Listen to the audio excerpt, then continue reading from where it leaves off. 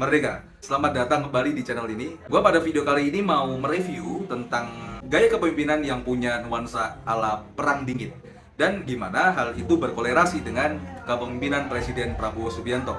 Termasuk di dalamnya program menarik yang sering dibahas, yaitu makan bergizi gratis.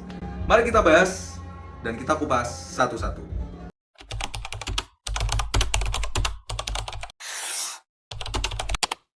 Disclaimer dulu, konten ini murni pendapat gua dan gua tidak dalam posisi politik manapun. Ini merupakan identifikasi gua tentang gaya kepemimpinan Presiden Prabowo.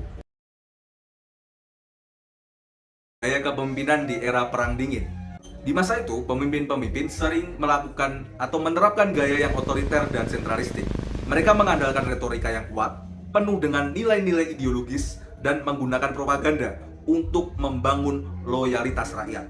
Di sisi internasional, mereka juga nggak segan-segan pakai diplomasi keras dan bahkan perang proksi buat mempertahankan posisi negara. Intinya, gaya kepemimpinan di era itu sangat identik dengan simbolisme, kekuatan militer, dan retorika yang menggalang semangat nasionalisme. Hurra! Prabowo dengan latar belakang militernya sering tampil tegas, disiplin, dan memancarkan aura nasionalisme yang kental.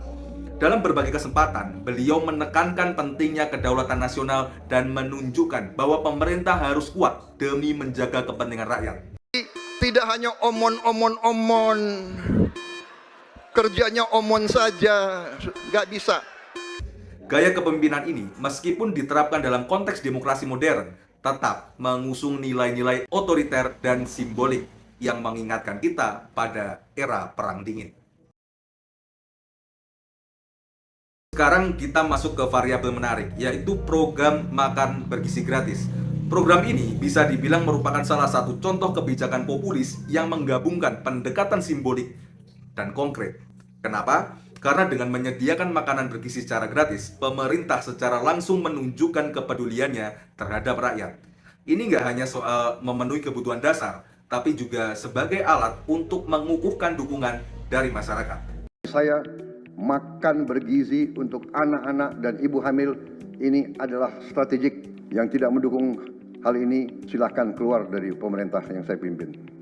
Nah, bayangin aja, di masa Perang Dingin, para pemimpin nggak segan-segan mengeluarkan program-program sosial yang bisa menyentuh langsung ke kehidupan rakyat. Nah, dalam konteks Prabowo, program makan bergizi gratis ini menguatkan narasi bahwa pemerintah punya kepedulian dan berkomitmen untuk meningkatkan kesejahteraan masyarakat. Setiap pemimpin dalam setiap tingkatan harus selalu ingat, pekerjaan kita harus untuk rakyat. Dengan pendekatan ini, selain mendapatkan simpati, juga terbangun loyalitas karena masyarakat merasa dihargai dan diurus dengan baik.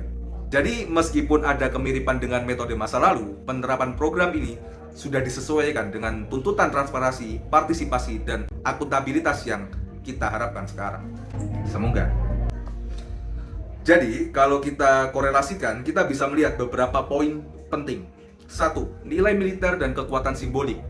Prabowo yang mengusung nilai militer dan disiplin mengingatkan kita pada pemimpin era Perang Dingin yang mengandalkan kekuatan simbolik. 2. Retorika nasionalis. Baik di masa lalu maupun sekarang, retorika nasionalisme masih menjadi andalan untuk membangun identitas dan loyalitas rakyat.